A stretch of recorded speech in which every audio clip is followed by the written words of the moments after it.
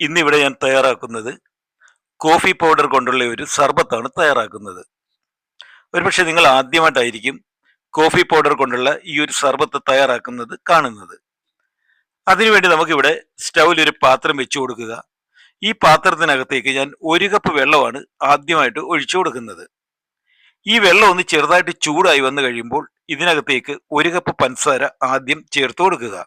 എന്നിട്ട് ഇനി ഇത് നല്ലതുപോലെ ഒന്ന് ഇളക്കി കൊടുക്കുക. പഞ്ചസാരയും ആ വെള്ളവും തമ്മിലൊന്ന് നല്ലതുപോലെ ഒന്ന് മിക്സ് ആയി വരുന്നത് വരെ വേണം ഇതൊന്ന് ഇളക്കി കൊടുക്കേണ്ടത്. 1-2 മിനിറ്റ് സമയം കൊണ്ട് തന്നെ പഞ്ചസാരയെല്ലാം വെള്ളത്തിനകത്ത് അലിഞ്ഞു ചേർന്നിട്ടുണ്ട്. ഈ സമയത്ത് ഇതിനകത്തേക്ക് നെസ്ലയുടെ 1 സ്പൂൺ കോഫി പൗഡറാണ് ഞാൻ ഇട്ട് കൊടുക്കുന്നത്. ഇനി ഇത് നല്ലതുപോലെ ഒന്ന് ഇളക്കി ഒന്ന് തിളച്ച് വരുന്നത് വരെ വേണം ഇതൊന്ന് ഇളക്കി കൊടുക്കേണ്ടത്. ഒരു 2 മിനിറ്റ് മുതൽ ഒരു 5 മിനിറ്റ് സമയം കൊണ്ട് തന്നെ കോഫിയെല്ലാം നല്ലതുപോലെ തിളച്ച് വരുന്നതാണ്. തീർച്ചയായിട്ടും നിങ്ങൾ ഇതൊന്ന് വീട്ടിൽ തയ്യാറാക്കുക.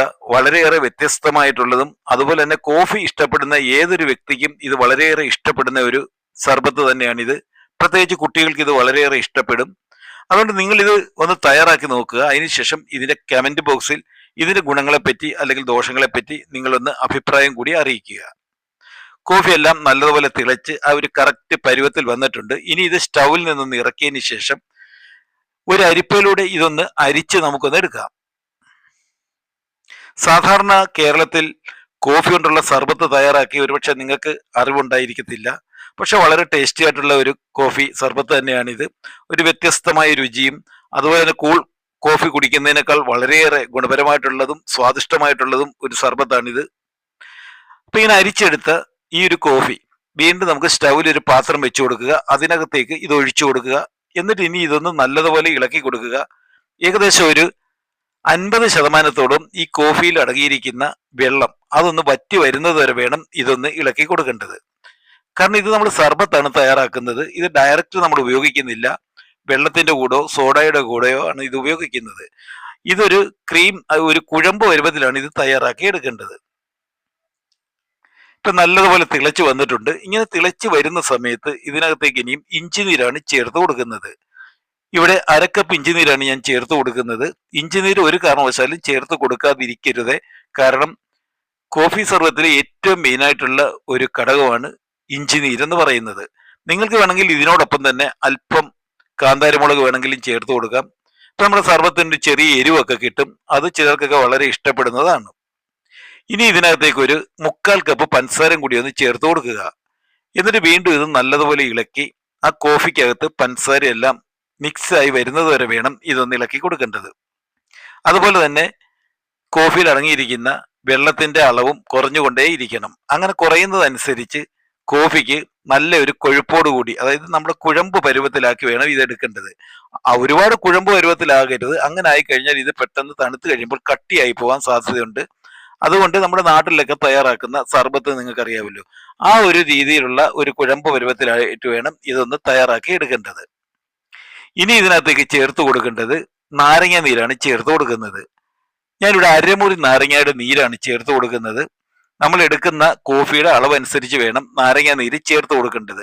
ഒരുപാട് നാരങ്ങ നീരൊന്നും ചേർത്ത് കൊടുക്കേണ്ട കാര്യമില്ല. കാരണം പിന്നീട് നമ്മൾ ഉപയോഗിക്കുന്ന സമയത്ത് ഇതിനകത്ത് വീണ്ടും നാരങ്ങ നീരും കൂടി ചേർത്താണ് ഇത് നമ്മൾ ഉപയോഗിക്കുന്നത്.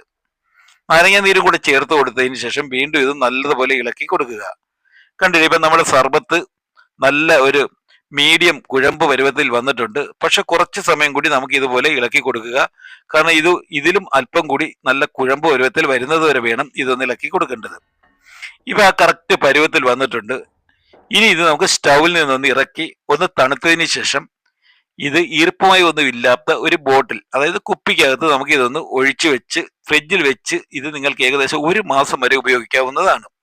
ഇതെങ്ങനെയാണ് ഉപയോഗിക്കുന്നതെന്നൊന്ന് കാണാം. അതിനുവേണ്ടി ഇവിടെ ഞാൻ 2 ഗ്ലാസ് എടുത്തിട്ടുണ്ട്. ഇതിനകത്ത് 1/2 മുറി നാരങ്ങ നീരെടുക്കുക. അത് 2 ഗ്ലാസ്സിലേക്കും ഒഴിച്ചു കൊടുക്കുക. എന്നിട്ട് നമ്മൾ തയ്യാറാക്കി കൊണ്ടുവന്നിരിക്കുന്ന കോഫി സർബത്ത് ആ ഗ്ലാസിന്റെ 1/4 ഭാഗത്തോളം ഒന്ന് ഒഴിച്ചു കൊടുക്കുക. നിങ്ങൾ ഏത് ഗ്ലാസ് ആണോ, ഏത് വലിപ്പത്തിലുള്ള ഗ്ലാസ് ആണോ എടുക്കുന്നത് വെച്ചാൽ അതിന്റെ 1/4 ഭാഗമാണ് ഒഴിച്ചു കൊടുക്കേണ്ടത്.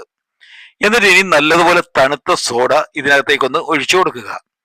ഇനി സോഡ നിങ്ങൾക്ക് ഉപയോഗിക്കുന്നത് ഇഷ്ടമല്ലാത്തവർക്ക് നല്ലതുപോലെ തണുത്ത വെള്ളം ഒഴിച്ചു കൊടുക്കാവുന്നതാണ്.